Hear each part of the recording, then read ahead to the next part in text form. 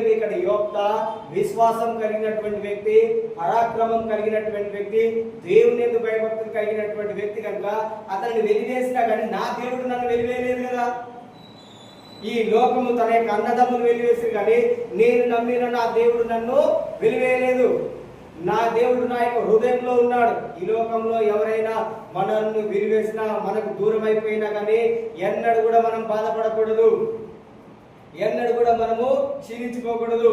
ఒకవేళ ఎప్పుడైతే నువ్వు అలా క్షీణించిపోతున్నావో నీ ఆ యొక్క అవమానమే నిన్ను కృంగదీస్తుంది. ఆ యొక్క అవమానమే చాలా మంది చూడండి, నన్ను అవమానించిందని చెప్పేసి మంచిగున్న వ్యక్తి అనారోగ్యం పాలవుతాడు, మొత్తం కృంగిపోతాడు, శరీరంలో బలం లేకుండా పోతుంది. అతని యొక్క ఇంత ముందుకున్న దానికంటే ఇప్పుడు చూస్తుంటే అతని యొక్క జీవితం ఏ విధంగా ఉంటుందంటే వ్యత్యాసంగా ఉంటుంది. కానీ ఏ వ్యక్తి అయితే దేవుని యందు భయభక్తులు కలిగి ఉంటాడో ఆ వ్యక్తి ఇలాంటి వాటికి జడియడు.